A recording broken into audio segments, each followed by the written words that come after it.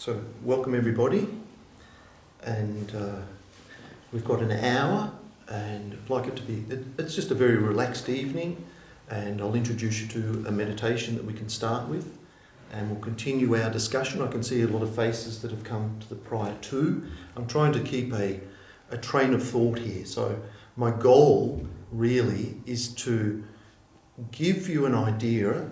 It's my interpretation of studying Buddhism over a number of years, but to give you a big picture idea of what Buddhism is about. And then you can take that away, you can do your own study, further investigation, perhaps come and listen to Geshe Doga, our precious teacher here at Tara Institute, on a Tuesday night, or Geshe Losang on a Wednesday night. They're both ordained monks, they've studied Buddhism all their life, they are masters of Buddhism. So if you want to deepen your understanding of Buddhism, you can do it directly through receiving teachings from such teachers as these, or do your own reading and just develop it from that. So my intention really is to share what I've learned over the years, and hopefully you can take that away as a building block. So just wait a couple of minutes. I'd like to teach a meditation that you might not have seen before. Sorry, yes? I missed the bit when you mentioned, explained which days that would happen, those teachings. So every Tuesday night, Geshe Doga, who's been our resident teacher here for 40 years, he teaches on a specific topic. All right, got it. And Geshe Losang, who is one of Geshe Doga's students and a teacher in his own right, he teaches on a Wednesday evening. And he's also teaching on a wonderful text called Shantideva's A Guide to a Bodhisattva's Way of Life. So everybody's welcome to attend those. So the meditation I'd like to teach you tonight is one that I've only heard once from a teacher in Adelaide, Geshe Gyaltsen, and I thought, well, that's really very interesting. And so I've been doing that, and he recommends you do this in the morning before breakfast, when you get up. And it's a very good way to promote health and mental calmness throughout the day. And interestingly enough, the Dalai Lama gave a teaching on, or gave an explanation of exactly the same meditation, which I watched again today, just to make sure I've got it fresh. But it's very simple, it's very quick, and His Holiness, the Dalai Lama, describes it as being like a tranquilizer. So if you're really agitated, you're really feeling uptight, he recommends doing this, and it can short-circuit that and neutralise that agitation and sort of bring some sort of calmness to your mind. So you probably don't want to do this on the train because it's physical, a little bit physical. So, all right, so you can just follow my example. So with your thumb, you touch what's this finger? That one, the ring finger. So this is from His Holiness directly. So you do that, and there's profound significance behind it, which I don't appreciate. The audience that the Dalai Lama taught this to presumably also didn't understand the profundity of this technique. However, it was still taught and said to be highly beneficial. Hands like that, then the fingers come together like that, and then your hands go on your thigh.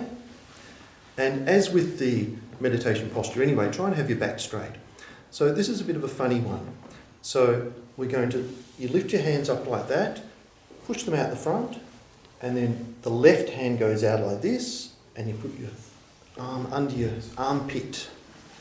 Somebody was doing it up there, and His Holiness said, no, under the armpit. And then you bring this, so we're doing the left side. You're bringing this here, and you put your finger on your right nostril, and you're going to breathe in through your left nostril with a long, deep breath, and just fill your lung, and then you're going to swap it to that side as you breathe out. So we'll do this 3 times. So breathing in slowly, then breathe out.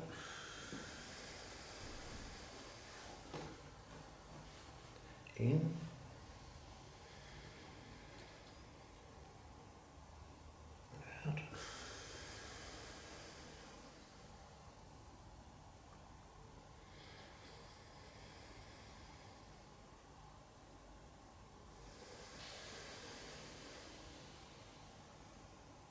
So that's 3. And we're back to here again, and we're going to do it on the other side. So up, out, and then now you're going to cover your left nostril.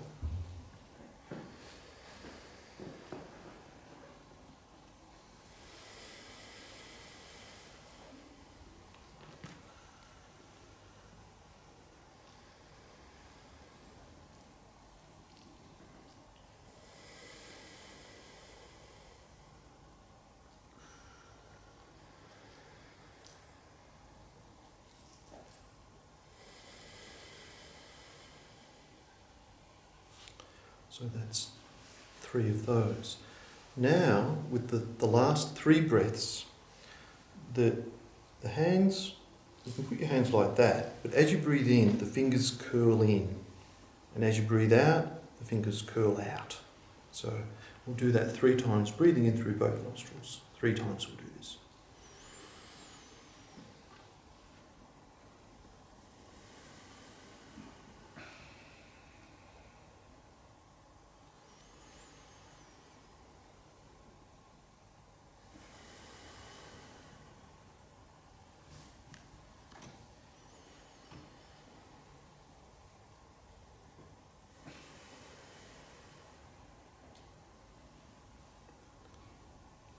So that's it. That's the, we'll do some breathing meditation after this, but I'll just say, so that's, I don't know what the name of that meditation technique is, but that's the demonstration of it. So there is science behind this, because there are energy channels within the body. And, you know, it's described that there's a central channel, and then there's 2 channels that run parallel next to it. And by alternating the breath, you know, attachment, the mind of attachment tends to be accumulated like in the left channel, but the mind of anger tends to accumulate more on the right channel. So as we're breathing in, first of all we're doing this one. We're breathing in through our left nostril. So we're imagining white light coming in and going down this channel, coming across to the other side and pushing out all the attachment, grasping energy that we have. And we're doing that 3 times. Then when we're going to this side, we're breathing in from this nostril, and all the white light and all the positive enlightened energies coming into us, going down this channel into the other one. It's like you've got the central one, you've got 2 that run parallel. So we imagine that what's on the right sort of connects to the one on the left. And it flushes out all the anger and the, you know, hatred and negativity, flushes that out. So you're doing that 3 times on the other side. And then with the final one, you're breathing in and you're breathing out. You're basically just breathing in all positive energy and just flushing out all your negativities. That's my technical definition of it. It's far more profound and deep, and His Holiness even started to allude to it during this particular talk to a large audience, and he said, actually, you know, this is really for advanced yogis to truly utilise the energy of the chakras and stuff, which we're not even going to talk about. But we can do this breathing meditation ourselves, so there's no problem with that. Hello. Hi, I just want to ask a question. Does Buddhism, we do that in yoga, in Kundalini yoga, that breath work, and we believe like one side is masculine, one side is feminine. Is that also part of Buddhism or not? It may well be, but I don't know. I haven't heard that. It could. Left is feminine and right is masculine. Yeah. Could be. Yeah. Could be. Okay, so let's just continue on. I want to continue on with the same theme of, like, let's... Oh, sorry. Are there videos of this particular technique so that we could practice at home? Yes, well, I've got the little YouTube clip Okay. of His Holiness demonstrating that. Okay. So if you see me after the talk, I'm happy to share that with you and anyone else that's... I'd recommend it because it's just lovely to watch the Dalai Lama teach something, and he simplifies it, and, you know, he said this is a very effective tranquilizer to assist our very agitated minds if we get very agitated. That's why I'm saying you wouldn't do this in the train if the person next to you. So you need to save it for a home. But so let's just do. The single point of concentration is such an important state of mind, because an undistracted mind can focus on whatever we want to focus on. And especially when it comes to meditation, there's so many things to meditate on and to deeply understand. So single point of concentration is certainly not something that can be achieved easily, and it's not something that is going to happen without great dedication and a lot of study to learn about it in detail. But if you do, there are great benefits. So this is just the introduction that the Dalai Lama gave on doing a meditation. So let's just sit like we normally do with the meditation posture, with a straight back as much as we can. Our right hand resting on the left, thumbs touching, pointing towards the navel. And our arms slightly away from the body, our shoulders straight, our head tilted slightly forward, our tongue resting on the palate, our eyes loosely focused along the nostrils.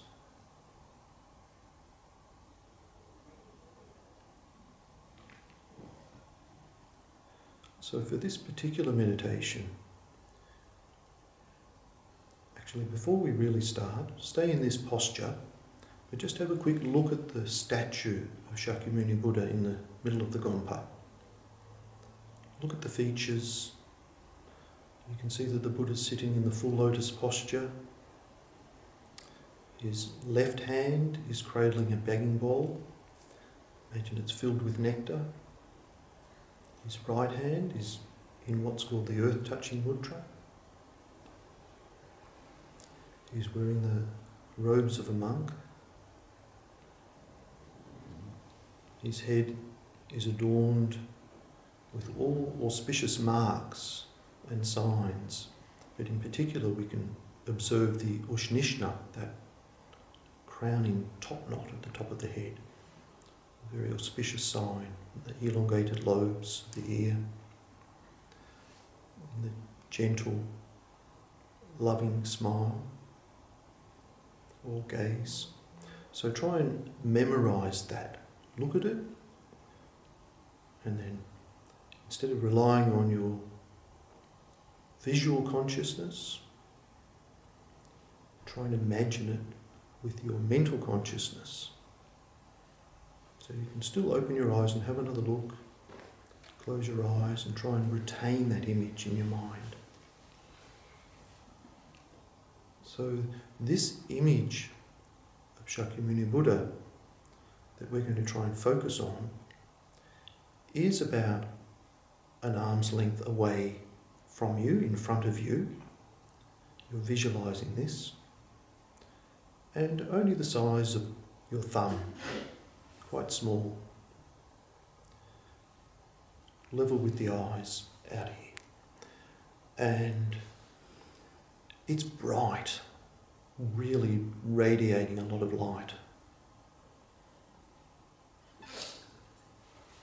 And also, imagine if you can, that it's quite heavy.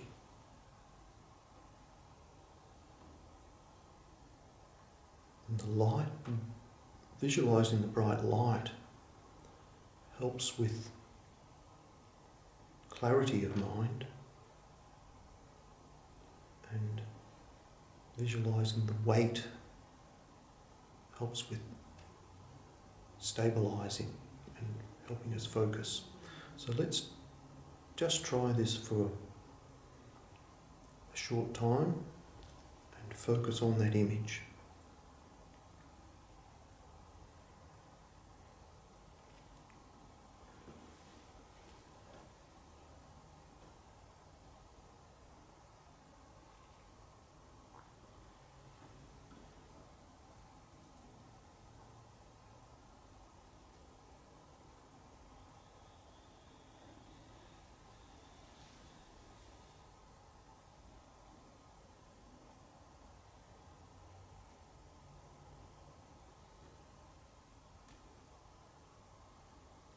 It's very hard, but we can just gently bring our mind back and regain that mindfulness,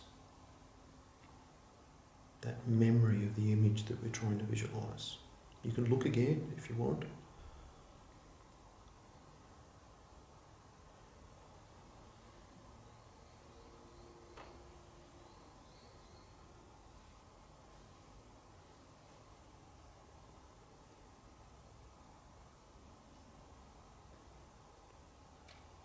So we're seeing Shakyamuni Buddha with our mental consciousness. We're bringing it internally within us.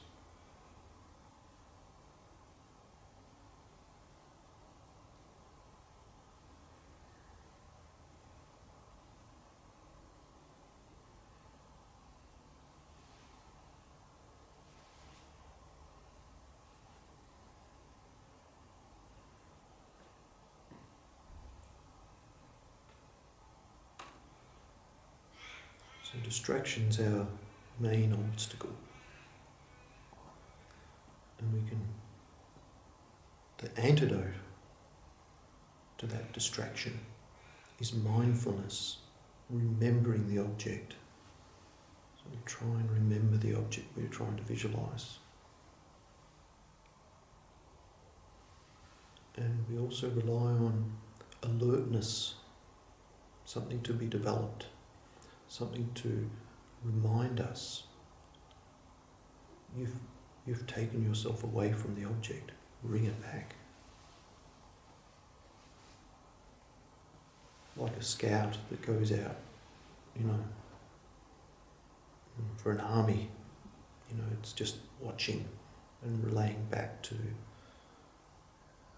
the main party what's happening.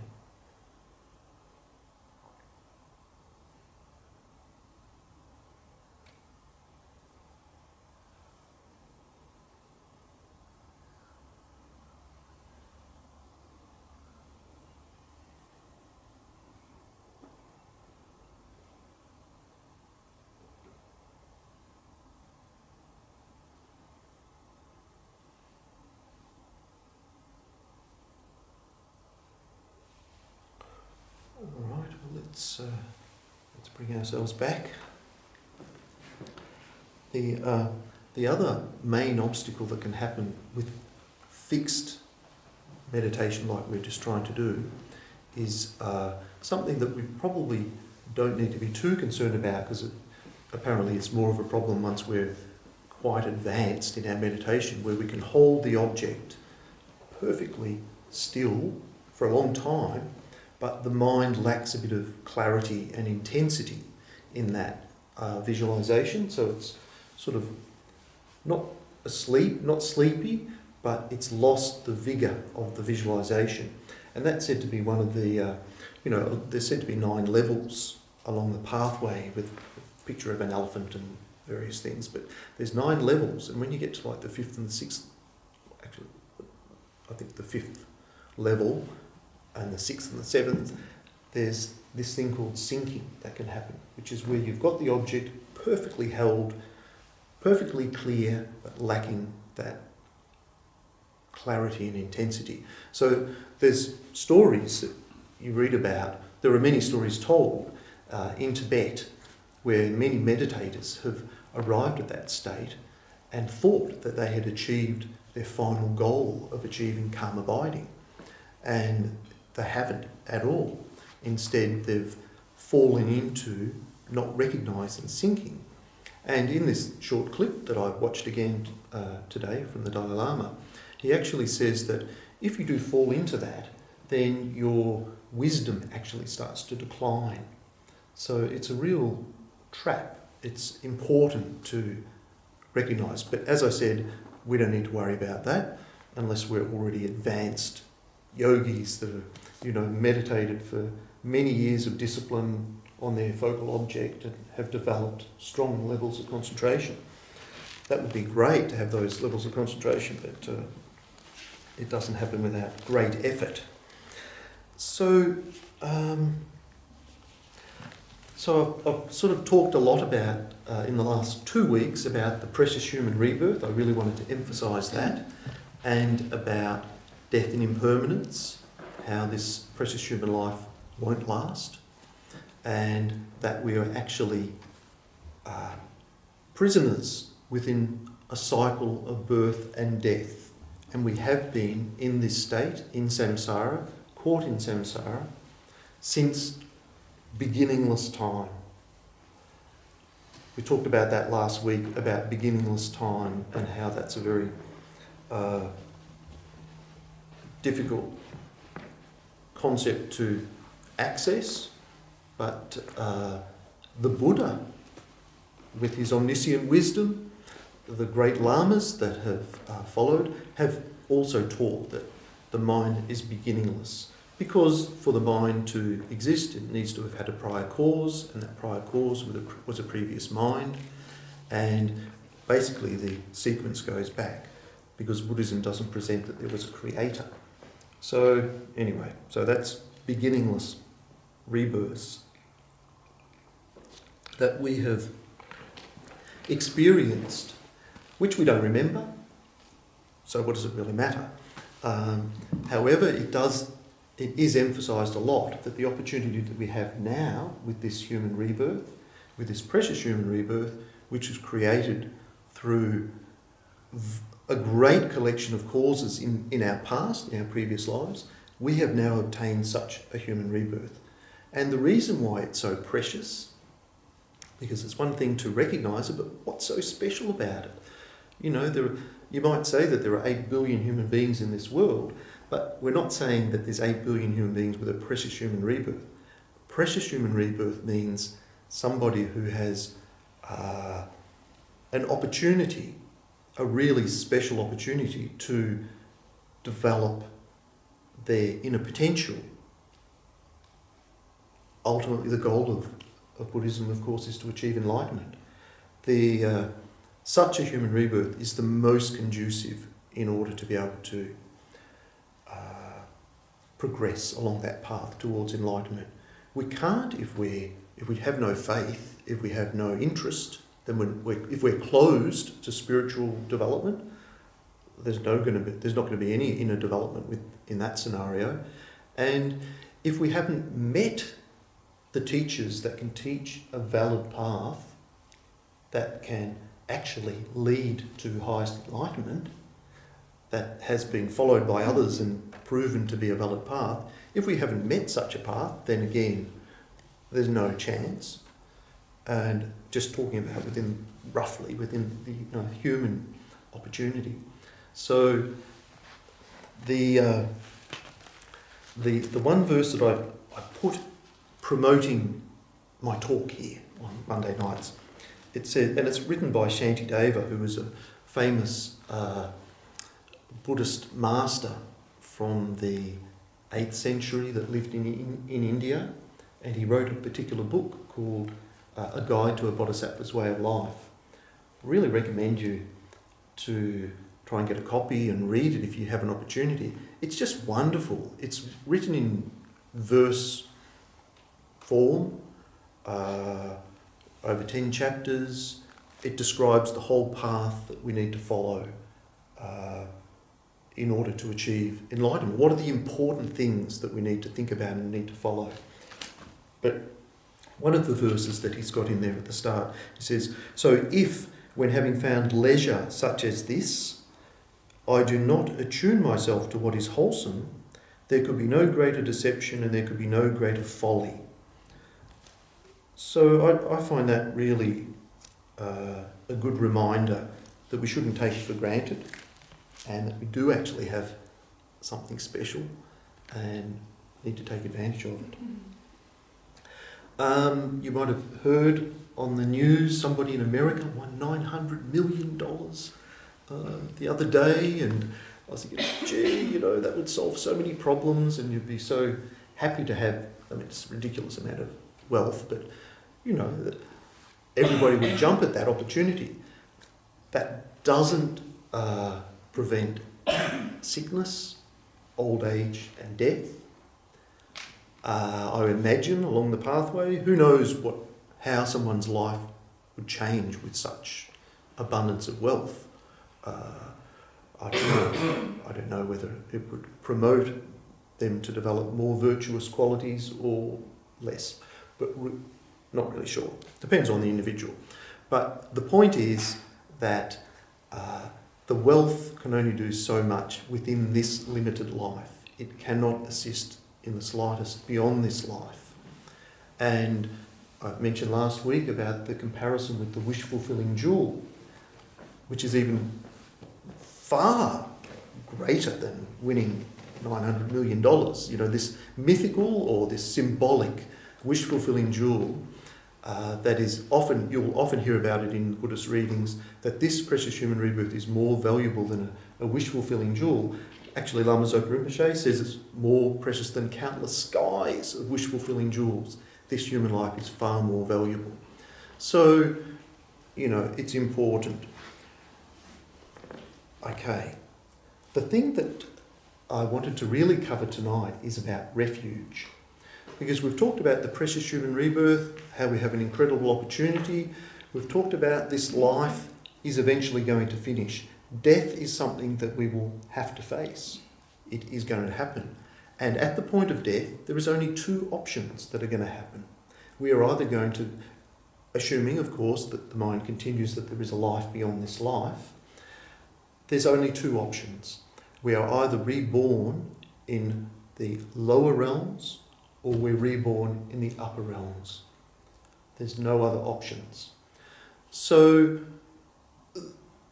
it's, you know, it's pretty grim, but the comparison of the precious human rebirth to the blind turtle surfacing every 100 years, and if he happens to put his neck through the yoke floating on the surface of the ocean, being blown around by the vast winds, that's about getting a precious human rebirth. More the point, the permanent address is generally in the lower realms. So I don't think we can feel any security or, I don't know if it's security, but any, I don't think we should be relaxed thinking, I'm definitely going to get a human rebirth in my next life. I don't feel relaxed about that because it's going to be a frightening, I'm thinking, the death experience will be quite frightening. I don't want it to happen. And, you know, the state of our mind at that point of death is very important, very much influences the type of future life that we have. So this is where what I'm trying to lead up to is the next topic, which is refuge. And we know all about refuge. We're all experts in refuge. If I'm bored and tired, you know, I might know what movie I want to watch. If my car breaks down, I know where to go to get it fixed. If I'm sick, I know I need to go to the doctors and get some medicine. So all of those examples, and any worldly example, if you need rest, you know, you go on a holiday. All of these examples, the two causes of going for Buddhist refuge are fear and faith. So fear is what I was trying to illustrate with those silly little examples. You know, if it's raining, you'll go to seek shelter in a cave or under a tree or have an umbrella. There's the fear, big word, fear, but you don't want to get wet. So in response to that, you seek something that is going to offer protection from that rain. So you can see that the element of fear and faith is involved in a lot of things that we do because we're looking for a solution to a problem that we don't want to experience, and we can see what the solution is going to be. So in terms of Buddhist refuge, the three objects of refuge that we place our trust and faith in to guide us along the path towards enlightenment, to free us from the fear of being reborn in the lower realms, to free us from the fear of being caught in this cycle of samsara, and who we can place our faith in as a reliable object to trust is the Buddha, the Dharma, and the Sangha. Has anybody heard of those three refuges before? So these are the three refuges that are critical, absolutely critical, to progress along the path.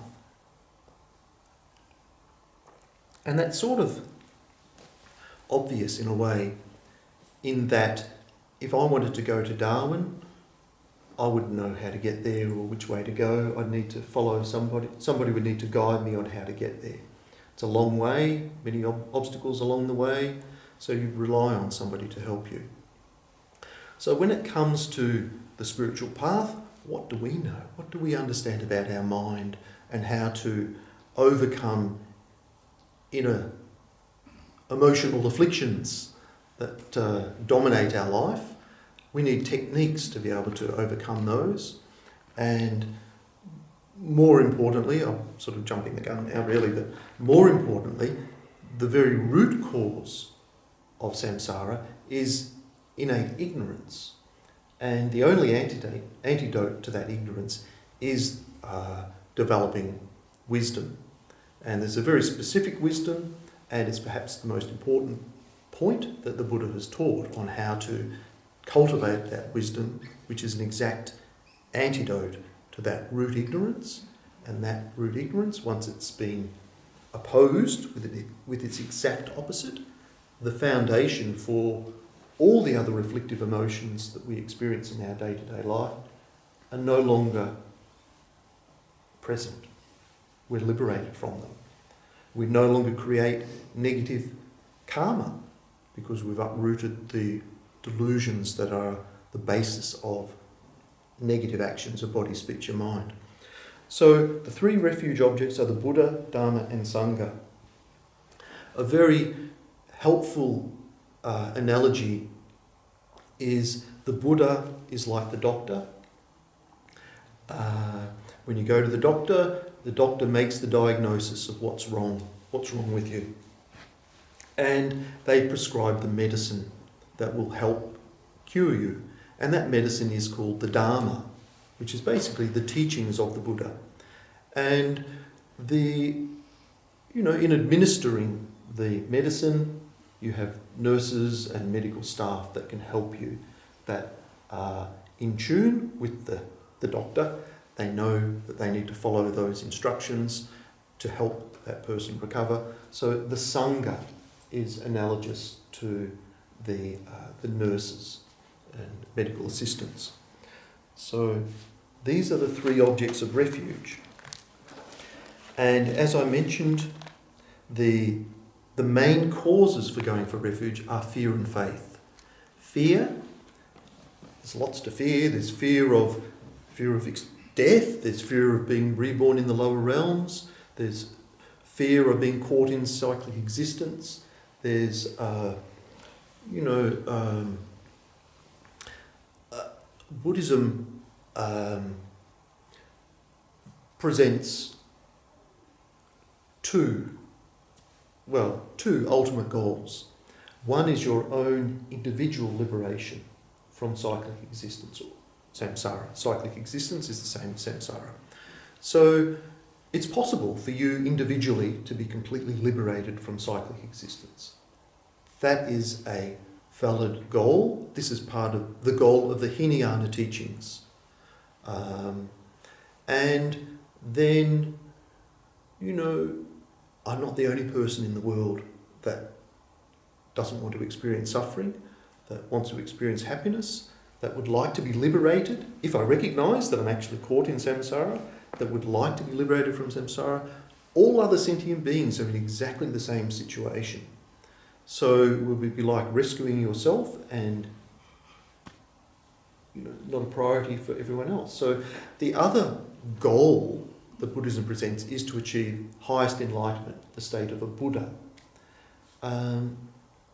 So one of the fears that we talk about in terms of going for refuge, there's Hinayana refuge and Mahayana refuge.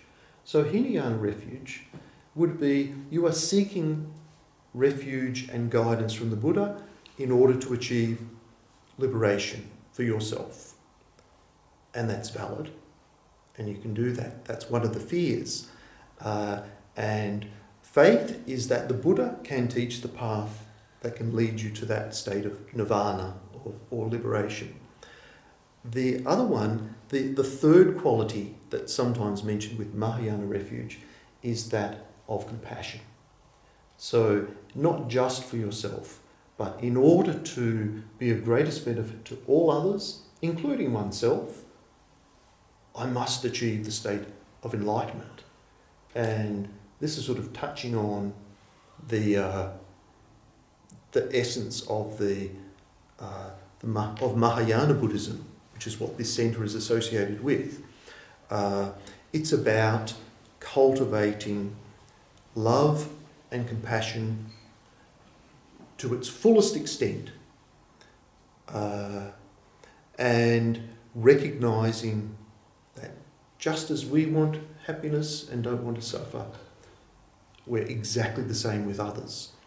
And through recognising that others are exactly the same like that, the bodhisattva of the Mahayana path, the bodhisattva is somebody who has totally renounced their own self-cherishing, and they've cultivated the love and compassion to this greatest extent that they've developed a mind that is known as bodhicitta. And there are two parts to bodhicitta. One is wishing to achieve highest enlightenment, to have uprooted every last bit of ignorance and all the afflictive emotions. And the other aspect is to be of greatest benefit to all sentient beings. So I think, when I think of the Dalai Lama, of course, that's very much, you can see that he's totally giving, totally dedicated to benefit others. So this is, I've got onto that because we're talking about the causes of going for refuge. So the Mahayana cause of going for refuge would be thinking it's not just for myself, but in order to be of greatest benefit to all other beings, that I'm going to seek the guidance from the Buddha. And so, any questions so far? So what are some of the qualities of the Buddha? Well, the Buddha was no different from us at some point in the past. And we are all equal in that we carry the seed or the Buddha potential to achieve exactly the same state that the Buddha has achieved.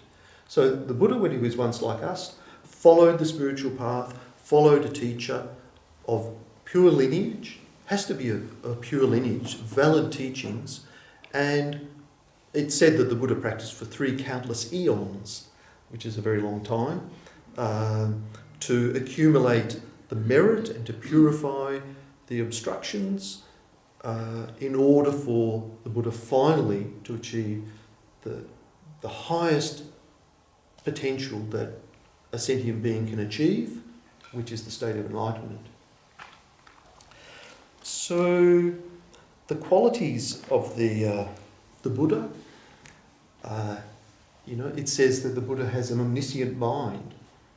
And I was quite taken back by Lama Zopa one time when he was giving a teaching. And he was saying that, in terms of what does omniscient mind mean, and when I think of God, I wasn't really brought up as a Christian, but, the idea of God is omnipotent, all-knowing, all-seeing. And, I thought that sounds a bit like what the Buddha's mind must be, all-knowing. And, I think it is something like that. So what Lama Zopa said was, with the amount of effort that it takes for light to be reflected in water, the Buddha can know and understand all sentient beings' state of mind and what their potentials are, what is exactly needed in order to bring benefit to them. And so omniscient mind's pretty pretty big. And also we're talking about a person who's developed love and compassion to its ultimate extent. So it's all loving, all compassionate, extending to all.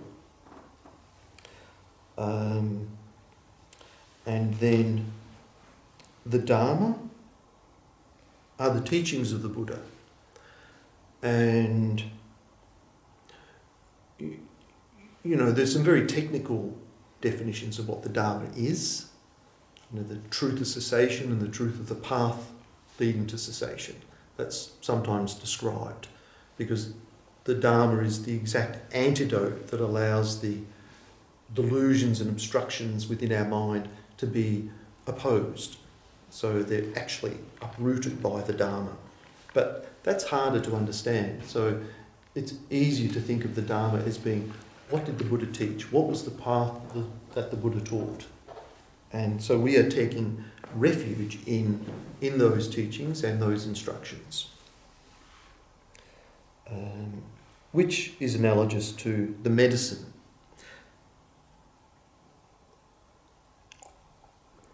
And then we have the Sangha.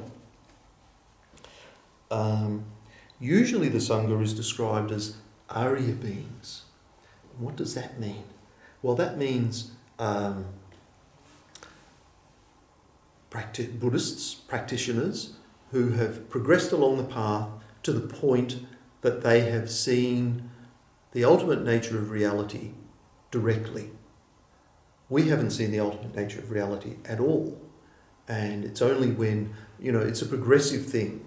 There's an intellectual understanding and of this particular wisdom, and it comes to the point that it's a direct realization. So I'm not explaining that very well, but when somebody has reached the path of seeing, which is like the third path along the way, this path of accumulation, preparation, seeing, meditation and noble learning, when one has progressed along those 5 paths, the path of noble learning is when you have achieved Buddhahood, and when you reach the path of seeing, that's when you have been able to understand reality, the wisdom of emptiness, and see it directly. So that's sometimes defined as the Sangha. Other times it's described as a group of the Sangha, a group of the followers of the Buddha. And I hope this isn't too intellectual, all of this talk, but it is important to read about it. So why is the Buddha a fitting object of refuge? There's 4 main points. The Buddha has freed himself from all fears because he has already abandoned all inner faults and accumulated all qualities. The Buddha is skilled in the means to free others. So similarly, the Buddha is perfectly qualified to lead and guide others. The Buddha reacts to all with compassion, regardless of whether the person is close or distant to them. So there's no bias. And the Buddha works for the sake of all, whether they have helped him or not. So there's no, I'm only helping those that have helped me. The Buddha's body is adorned with 32 signs and 80 marks. So you'll hear about this if you do any reading, that the Buddha's 112 marks and signs. 32 of them are signs and 80 of them are marks. So the signs signify the greatness of the mind and the marks indicate their inner qualities. So we can recognise some of the signs, the Ushnishna at the crown of the Buddha. And I don't think the elongated lobes are particularly mentioned, but it's a physical feature that you can recognise with the Buddha. Then there's another thing called the urna hair, which is a hair right in the middle of the brow, and apparently, you can pull it out. There's no end to how far you can pull it out. And the Buddha's... so, actually, let me just jump. One of the qualities of the Buddha is that they can manifest in any number of forms. They can manifest in whatever is needed to guide others, as a leper, as a demon, as a bridge. It's been described that the Buddha can manifest in whatever is needed in order to subdue and benefit others. Or he could manifest as a teaching Buddha, like Shakyamuni Buddha, where they are adorned visibly with all these signs. Or he could manifest such as someone like His Holiness the Dalai Lama. Human being, appearing as a human being, but teaching purely the Buddhist path. So the Buddhas can manifest infinite number of times. There's no obstruction to them to benefit others. We're the problem, being open and receptive to their guidance. And it's said that as soon as a sentient being is ripe and ready to be benefited, just quick as that, the Buddha would manifest in whatever form is of greatest benefit to them. And Lama Zopa used to say, don't doubt that Buddhas and Bodhisattvas are amongst us all, and we just don't recognise that. So anyway, going back to these 32 signs, one of the signs on the manifestation of this historical Shakyamuni Buddha, who's the fourth Buddha of this great eon, was that he had wheels at the soles of his feet. So his feet didn't actually touch the ground, but where he walked, it would leave the impression of a wheel. And that's one of the signs, and there's 32 of them. I have received teachings on them, but I won't try and mention them. But it's very interesting about the sign of the wheels on the feet, because during the life of the Buddha, Devadatta I think it was his cousin, very jealous of him and tried to kill him. Really, really destructive things. And it was said that at one point he actually got the Dharma wheel crafted so he could wear it on his feet. He was very jealous. So he would walk around and leave the impression of the Dharma wheel that the Buddha was leaving. I just thought that was quite funny. The extent that people go to be competitive and to try to show up somebody.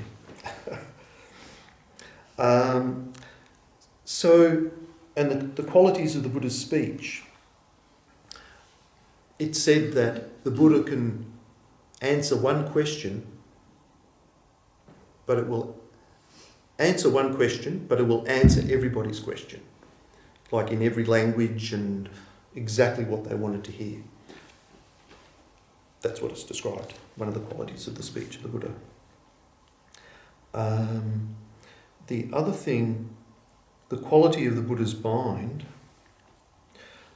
So it's a funny thing, like it's described that,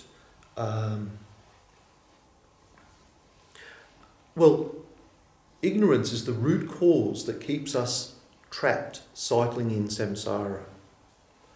And the only way to be liberated from that is through cultivating wisdom that can oppose that ignorance. And it's a progressive development in order to achieve that point where the ignorance is completely abandoned. And so the Buddha, along the path, when the meditators are developing this wisdom, they can have a direct or an intellectual realization of emptiness, it's called, or a direct realization of emptiness. And when they do have this direct realization of emptiness, there's no other phenomena that appear to them. The conventional existence doesn't appear to them. Then when they arise out of that deep meditation, meditative equipoise on emptiness, they arise, and then the world of conventionality appears to them again. However, it appears to them as if it's a dream, not as solid. I'm really introducing a whole lot of difficult topics, really, but which I won't expand on because it's too rushed. But I'm more highlighting the fact that until you achieve enlightenment, until you achieve the complete state of enlightenment, there's always this: either you're absorbed in meditative equipoise on emptiness, to which no objects appear, Or you arise from that and the world of conventionality appears as if it's in a dreamlike manner. But it's only the Buddha that is able to abide in both. He abides in meditative equipoise, at the same time he's able to cognise the world of conventionality. That's what I was trying to get at.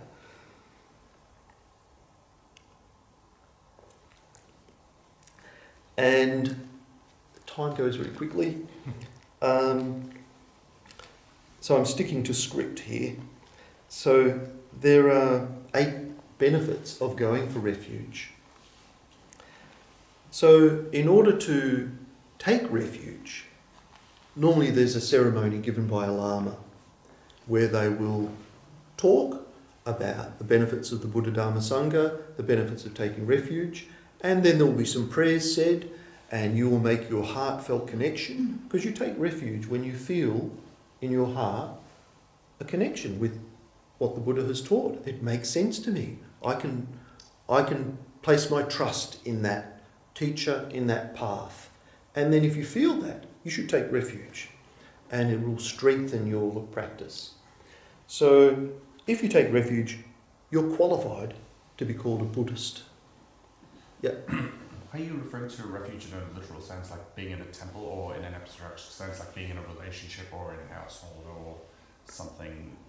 No, I'm talking about a refuge ceremony. Okay. It's a formal ceremony, like a wedding. Got it. You're formally going to a refuge ceremony where the Lama is going to bestow the refuge precepts on you. And from that point on, you have obligations to, as a Buddhist, to protect. Got it. Like, for example, when you've taken refuge, you made a promise, I'm no longer going to kill any sentient being. And I'm going to take refuge 6 times a day. I'm going to think about the Buddha, Dharma and Sangha 6 times a day. So that's, you become a Buddhist. You become a candidate for vows. What this means is, on top of having taken refuge, you're then eligible to take other vows. There are more other vows called the Bodhisattva vows and the Tantric vows, so you can qualify to take those then. When you take refuge, you purified a vast amount of negative karma that you've created in the past.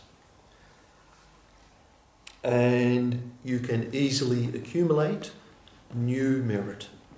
Merit is very important. Merit is what makes things happen that we want. So if we're finding things are not working for us, it's usually because of a lack of merit. I've even heard it explained that somebody who doesn't believe in past and future lives is because they have not accumulated enough merit in order to believe that or to recognise that. So through taking refuge, you easily accumulate great merit. You're also not bothered by harmful actions of humans and creatures. So I have heard about that, if spirits or whatever other creatures apart from human creatures, if you take heartfelt refuge, then you're protected from interference from these sorts of things. If you take heartfelt refuge, guaranteed you're not going to fall into the lower realms in your next life. So again, the point of death is vital. You might have taken refuge all your life, but if at the point of death you die with anger and hatred towards somebody, that's not going to protect you at all, and you'll most likely be reborn in the lower realms with something like that.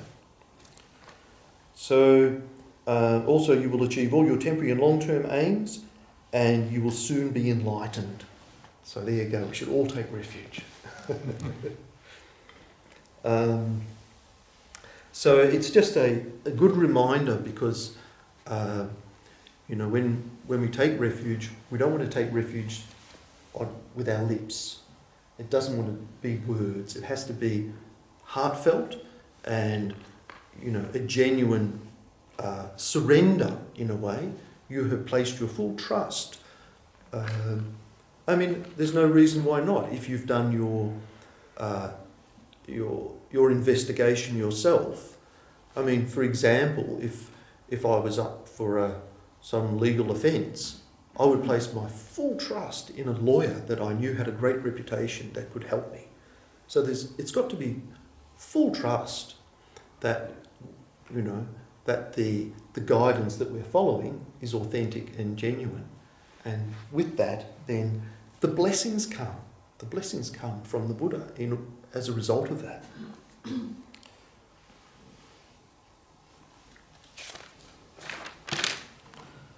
So I've said a lot of things tonight, and I've said a lot of things probably very briefly and probably incorrectly too, you know, when I was talking about some of the meditative equipoise and, you know, it's a big thing talking about emptiness, and I haven't really talked about that at all tonight, at all in these last 2 weeks, so sorry about that, but I'm just trying to highlight that at the very root cause of all problems, the root cause of being caught in cyclic existence is ignorance.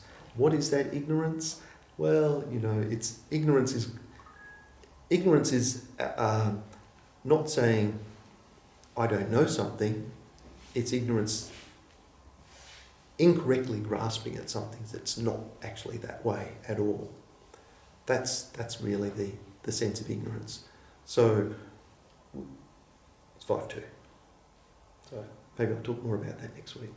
Would it maybe be So, attachment? beg your pardon? Attachment? Yeah. Well, attachment is ignorance, maybe. Well, attachment is a branch of ignorance. Mm. So if you think about what attachment is, you know, if we have a strong sense of I, of me, and wanting only good things to come to me, and not wanting bad things to go away, attachment arises only because of that sense of self. Mm.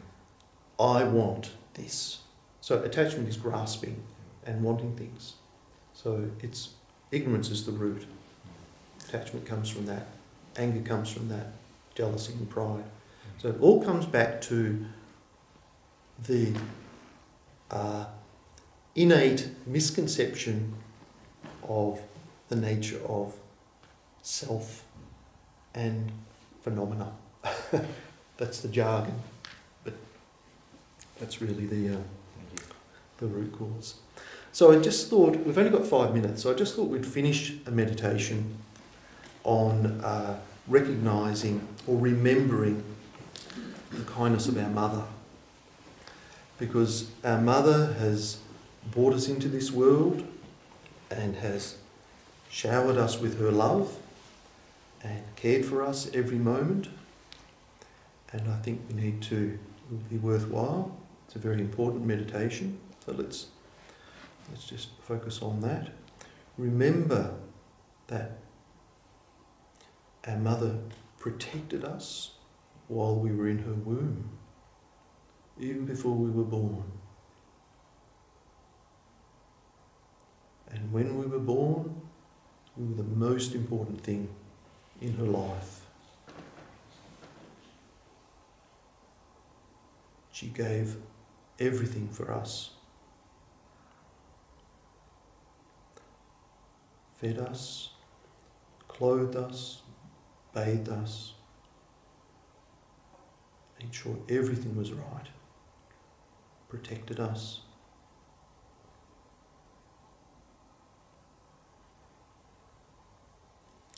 And then as we grew older, she encouraged us and supported us in everything we did, was always there.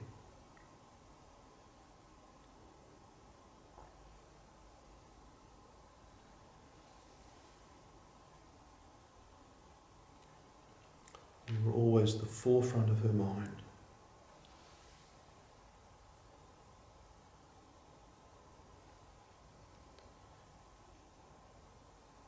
Many things were sacrificed for our sake.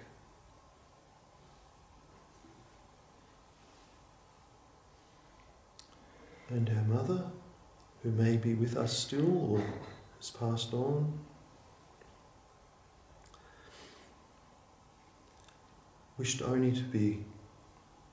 was the same, wishing to be happy, not wishing to suffer.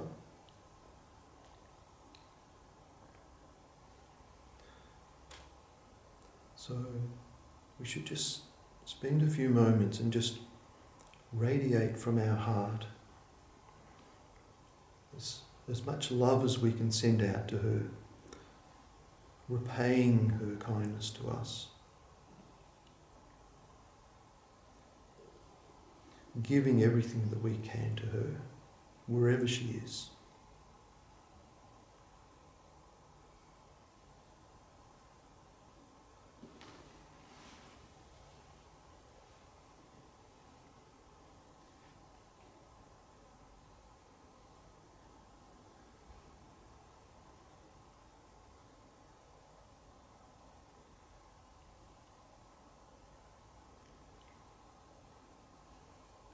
And we can even make our own dedication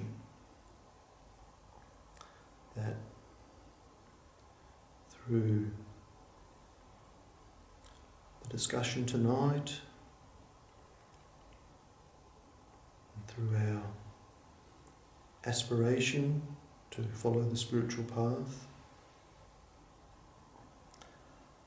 that we may truly be of greatest benefit to our mother, that one day we can truly repay her kindness to us and lead her to enlightenment.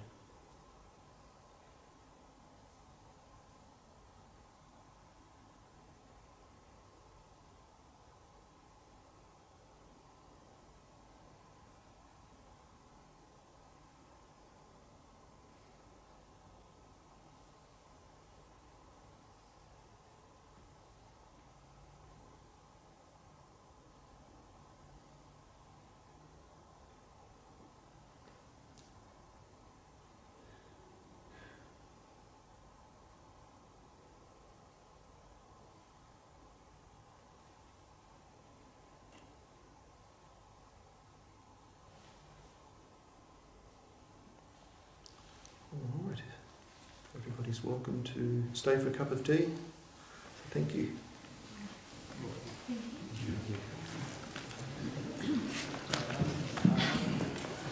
I meant to mention, I've been asked to mention, this Sunday is Geshe Doga's Long Life Puja. So those of you that know Geshe Doga, if you're coming, make sure you register because lunch is provided and they want to get the numbers right for catering. And if you haven't met Geshe Doga before, it's a wonderful thing to come to anyway because you'll see a beautiful Tibetan traditional ceremony, if you you can, where we're all saying prayers and dedicating them all to Geshe Doga's long life. So it's a wonderful thing.